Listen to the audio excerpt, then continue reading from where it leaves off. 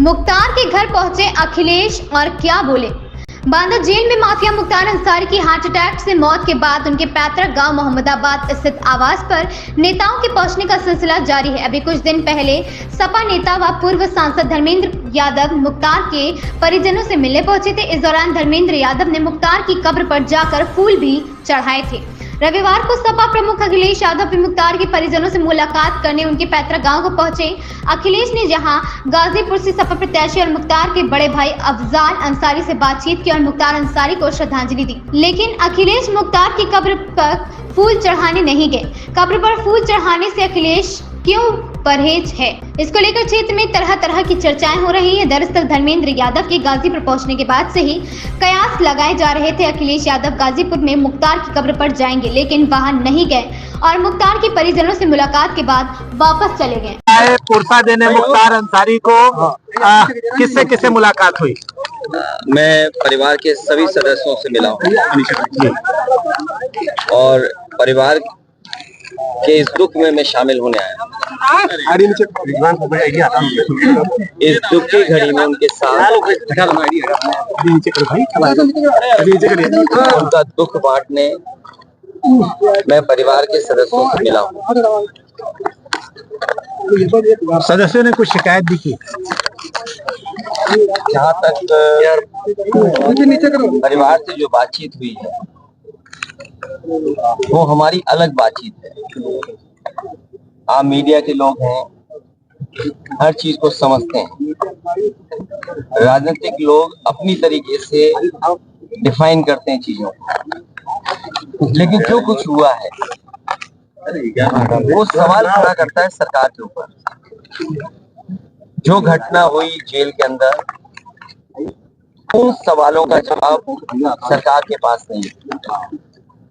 कोई आज बात मैं कह दूं, आप मेरे जितने भी भाषण हैं विधानसभा के या विधानसभा के बाहर जब कभी प्रेस से बातचीत हुई है, उस दौरान मैंने ये कहा कि सबसे ज्यादा भेदभाव अन्याय इस सरकार में लोगों के ऊपर हो रहा है और कस्टोडियल डेथ में भी ये सरकार और प्रदेशों से आगे जाना चाहते हैं। आपको याद होगा, मैं बलिया में जब आया था, एक व्यापारी परिवार से मैं मिला था। उसकी शिकायत ये थी, पुलिस प्रशासन जानता था, सूदखोर उस पर दबाव बना रहा था।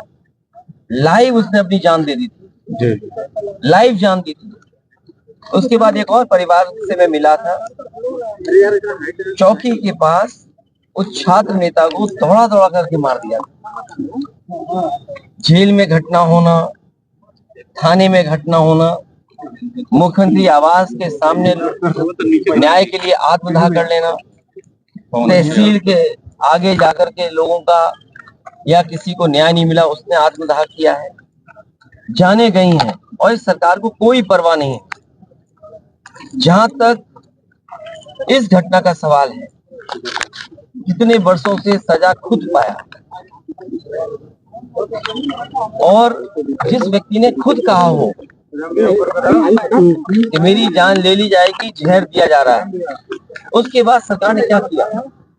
और ये पहली घटना नहीं है, इससे पहले भी पूर्व में जिन जिन लोगों ने कहा कि मुझे खतरा है जान का, मुझे सुरक्षा दे, सरकार का पहला काम है नागरिक को सुरक्षा देने का। जो सरकार सुरक्षा नहीं दे सकती, न्याय नहीं दे सकती, वो सरकार जनता की नहीं हो सकती। और आप जानते हैं, आप भी तो एक पिलर हैं डेमोक्रेसी, आप पे कितना दबाव है। आप सच दिखाएंगे तो हो सकता है आप पे कार्रवाई हो जाए, न कार्रवाई हो तो कोई पुरानी चीज ढूंढ ली जाएगी आपकी। आपने वो देखे कि अगर किसी पत्रकार ने खबर ये भी चलाई कि दाल में पानी है, नमक है, हल्दी है, दाल नहीं है, उसको जेल तक जाना पड़ा। तो ऐसी सरकार जिसपे हम सब यही कहते हैं कि डेमोक्रेसी में न्याय मांगना, न्याय दिलाना, ये सरकार की जिम्मेदारी है कि न्याय मिले लोगों को। कम से कम सरकार के प्रति भावना बढ़े, भरोसा बढ़े। और सोचिए आप, इंस्टीट्यूशंस खत्म हो रही हैं, हम किस पे भरोसा करें? हम पुलिस से शिकायत करें, पुलिस न्याय नहीं दे रही है। हम किसी अधिकारी से बात करें, अधिकारी न्याय जनता को नहीं दे रहा। तो इन इंस्टीट्यूशंस को खत्म किया, ये आरोप कोई हम लोग नहीं लगा रहे हैं। क्या हमने आपने नहीं पढ़ा? ये गवर्नर रहे जम्मू कश्मीर के, उन्होंने कहा ये आखिरी चुनाव डेमोक्रेसी का, अपने बोर्ड से बचा लो। अगर बोर्ड से डेमोक्रेसी नहीं बची तो डेमोक्रेसी हमेशा हमेशा के लिए खत्म हो जाएगी। इसीलिए इंस्टीट्यूशंस को खत्म कर रहे हैं। हम किस पे भरोसा करें? इस सरकार ने भरोसे को और सच्चाई को मारा है।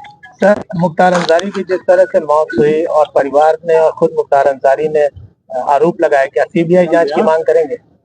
मैंने अपने स्टेटमेंट में कहा, सुप्रीम कोर्ट के सिटिंग जज की निगरानी में, कोर्ट के सिटिंग जज की निगरानी में अगर जांच होती है तो न्याय मिलेगा। और जो न्यायिक जांच हो रही है उस पर भरोसा है? मुझे सरकार पे भरोसा नहीं है कि सरकार न्याय दिला पाएगी या सच्चाई सामने आएगी। लोग जानते हैं कि सच्चाई क्या है। सर, बांदा की जेल, और जेल में पहले भी कहा गया, जो व्यक्ति वर्षों से जेल में था, आखिरकार उसे क्यों लगा कि मेरी जान को खतरा है? सरकार क्या दिखाना चाहती है? तो कम से कम सरकार को न्याय दिलाना चाहिए और देश की जनता सच जाने, कम से कम उस दिशा में सरकार को काम करना चाहिए। हाँ, 2016 में आपने अंसारी बंधुओं का विरोध किया था अपने पिताजी के सामने पार्टी में लेने को लेकर। राजनीति हमेशा वर्तमान परिस्थितियों पे होती है। सर, एक पॉलिटिकल सवाल, आपके ऊपर आरोप लग रहे हैं कि 9 टिकट बदले गए और अभी भी बहुत सारे लोग जो है वो अच्छा, हमारे टिकट बदले गए। मैं आपसे पूछता हूँ, क्या कैसरगंज लोकसभा का प्रत्याशी कौन होगा? क्या बीजेपी बताएगी? और आपको तो खबर ये चलानी चाहिए कि बीजेपी के जहां जहां प्रत्याशी जा रहे हैं उनका कितना जनता विरोध कर रही है। इस बार जनता का सैलाब है और ये सैलाब भारतीय जनता पार्टी की सरकार को ढहा देगी।